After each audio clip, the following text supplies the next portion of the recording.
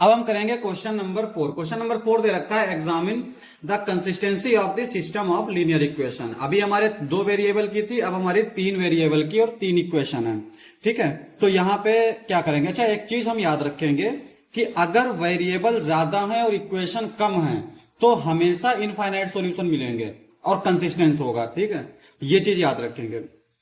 बहरहाल यहां पे हम लोग क्या करेंगे, पहले इसको मैट्रिक्स फॉर्म में लिख लेते हैं।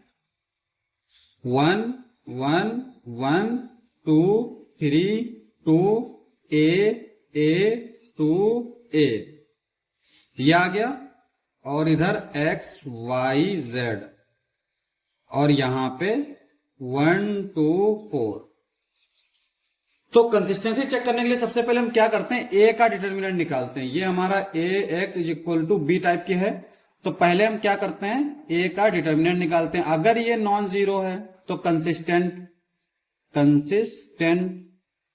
और अगर ये जीरो है तो हम एडजॉइन a b निकालेंगे, और अगर ये जीरो है तो कंसिस्टेंट और इनफाइनाइट सॉल्यूशन, और अगर ये नॉन जीरो है तो इनकंसिस्टेंट।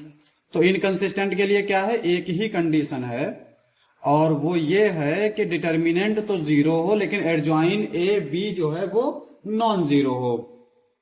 तो यहां पे ए का हम डिटर्मिनेंट निकाल लेते हैं। ए का डिटर्मिनेंट तो यह आएगा 1 1 1 2 3 2 a 2 a। ठीक है, अब इसका क्या करेंगे, हम इसके निकाल लेते हैं पहले।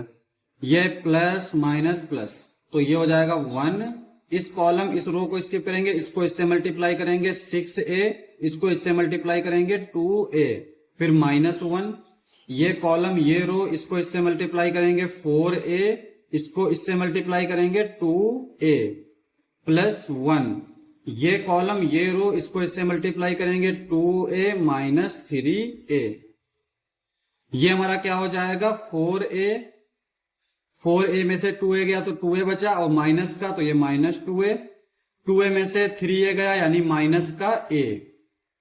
ठीक है, ये 4a, ये 2a माइनस 2a है, ये माइनस a है, तो ये -3a, 4a में से 3a गया तो सिर्फ a बचा। अब यहां पे ये देख सकते हैं कि हमारा सिर्फ a आया। एक चीज हमने बताई कि अगर वेरिएबल्स जो हैं वो नंबर ऑफ इक्वेशंस से ज्यादा हैं तो हमेशा कंसिस्टेंट रहेगा, हमेशा। ठीक है, अब यहां पे a जो है वो हमारा अगर जीरो भी हो गया तो ये वाली इक्वेशन चली जाएगी। अव्वल तो जीरो हो नहीं सकता, उसका रीजन क्या है कि अगर हमने a को जीरो यहां पुट किया तो ये जीरो हो जाएगा, ये जीरो हो जाएगा, ये जीरो हो जाएगा, और 0 इज इक्वल टू 4, ये पॉसिबल नहीं। तो इसका मतलब ये a जो है वो कभी जीरो हो ही नहीं सकता।